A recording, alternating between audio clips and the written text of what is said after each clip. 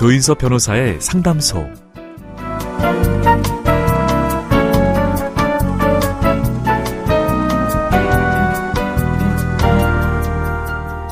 오프닝 건너뛰기, 온라인 동영상 서비스에서 제공하는 기능이죠.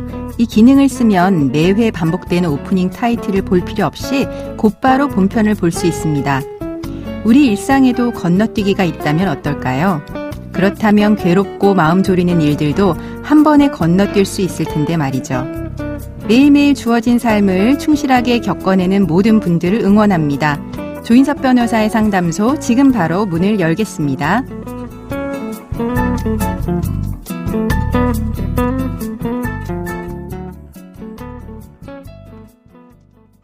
당신을 위한 로하우스 조담소, 송미정 변호사와 함께합니다. 안녕하세요. 안녕하세요. 법무법인 신세계로의 송미정 변호사입니다. 오늘은 어떤 고민이 기다리고 있는지 먼저 사연부터 알아보겠습니다. 남편은 딸을 볼 때마다 청개구리 삼신이 들었나 하고 자주 혼잣말을 했습니다.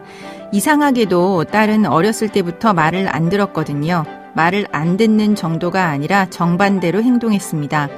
공부를 하라고 하면 놀고 실컷 놀아라 라고 하면 자는 아이였습니다. 조금만 나이가 들면 좋아지겠지 하고 생각했는데 오히려 더 막 나갔습니다. 중학생 때는 학교 폭력으로 퇴학 직전까지 몰렸고 고등학생 때는 불량배들과 어울려 다니더니 덜컥 임신을 했습니다. 아이 아버지가 누구냐고 물으니 돌아온 대답이 몰라였습니다.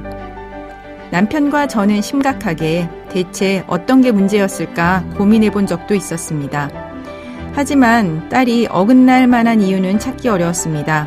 결국 딸을 체념할 수밖에 없었습니다.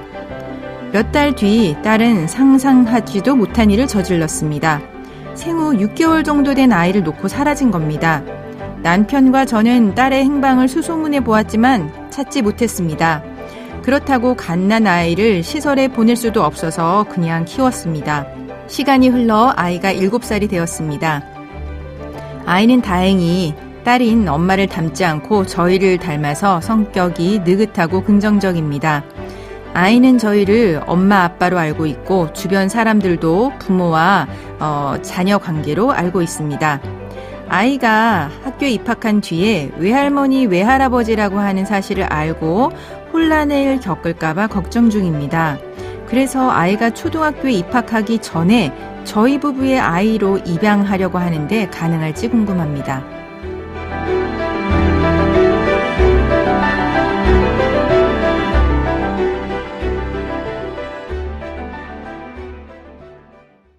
네, 그러니까 사연자분이 손주를 입양하고 싶어 하는 상황입니다. 우선 미성년자 입양의 요건부터 살펴봐야 될 것 같은데요. 알려주세요. 네, 먼저 입양이 무엇인지에 대해서부터 말씀드려야 할 것 같은데요. 네. 입양은 출생이 아닌 법이 정한 절차에 따라 원래는 부모 자식 사이가 아닌 사람들 사이에 부모 자식 관계를 형성하는 제도입니다.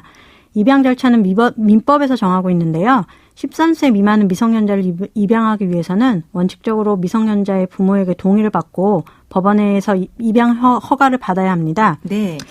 그러나 이제 미성년자의 부모가 미성년자에 대한 친권을 상실한 상태거나 미성년자의 부모가 어디 있는지 알 수 없는 경우에는 미성년자의 부모의 입양 동의가 없어도 됩니다. 네, 지금 사연의 경우는 이제 딸의 소재를 알 수 없으니까, 네, 딸의 입양 동의 못 받는 경우에 해당하네요. 네, 또 미성년자의 부모가 3년 이상 미성년 자녀를 부양하지 않고 있거나 미성년자를 이제 학대하고 유기하는 등 미성년자의 복리를 해하고 있는 경우에는 미성년자의 부모가 입양에 동의하지 않더라도 법원은 입양 허가를 할 수 있습니다. 네.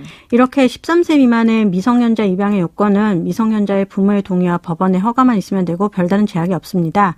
사연자님의 경우에는 아이의 아버지는 누군지 모르고 따님인 아이의 어머니는 연락두절인 상황이기 때문에 입양의 요건을 형식적으로만 따진다면 법원의 허가만 있으면 입양이 가능한 상황입니다. 네, 근데 이제 문제는 이제 할아버지 할머니가 손주를 입양하는 것이 가능하냐인 거죠. 만약에 손주를 입양하는 것이 가능하다고 하면은 이제 딸이랑 이제 동등한 관계가 되는 거 아니겠습니까? 그죠? 네, 다른 미성년자 입양과는 달리 사연자님과 아이는 이미 조부모와 손자녀 관계이기 때문에 혈족 관계가 있습니다.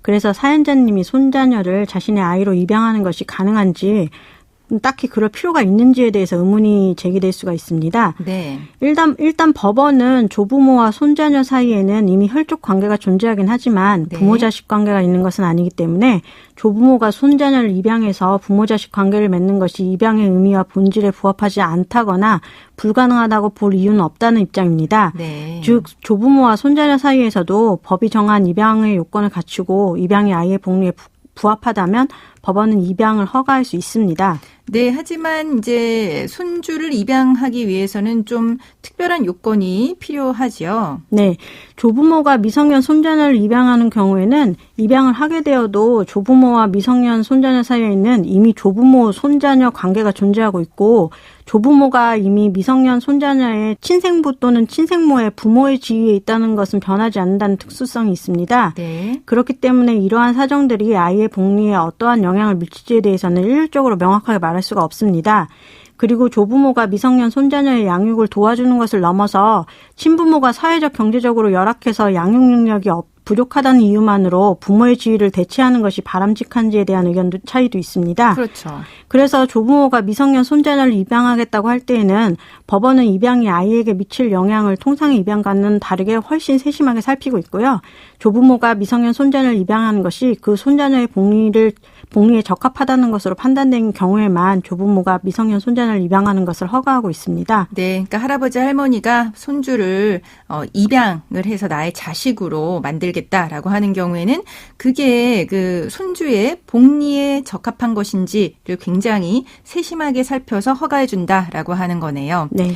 근데 몇 년 뒤에 딸이 갑자기 나타나서 내가 엄마다라고 주장하면 그런 경우는 어떻게 되나요? 네, 그 입양의 종류에는 일반 입양과 친양자 입양이 있는데요. 네. 일반 입양의 경우에는 친부모와의 관계와 양친부모와의 관계가 병존하기 때문에 사연자님은 아이의 양어머니, 따님은 아이의 친어머니가 될 것입니다. 그런데 친양자 입양의 경우에는 친부모와의 관계가 단절되기 때문에 사연자님만 아이의 어머니의 지위에 있게 되고요. 만일 사연자님께서 따님에게 아이에 대한 어머니 지위를 회복시켜 주시고 싶으시면 파양을 하시면 될 것이지만요. 파양은 협의로는 안 되고 반드시 재판상으로만 할 수 있습니다. 네. 그럼 지금까지 상담 내용을 정리해 보자면 미성년자 입양을 할 때 부모의 소재불명 같은 특수한 경우에는 법원의 허가만으로 입양이 가능합니다.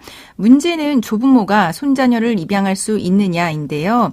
법정 요건을 충족하고 그것이 손자의 복리에 이제 부합하는 일이라고 하면 법원은 입양을 허가해 줄 수 있습니다.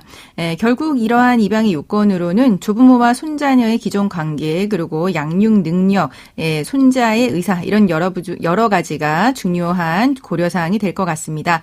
지금까지 송미정 변호사와 함께했습니다. 네, 감사합니다. 조인섭 변호사의 상담소는 유튜브를 통해서 다시 듣기 하실 수 있습니다. 궁금한 점이나 건의할 사항이 있으면 댓글을 달아주세요.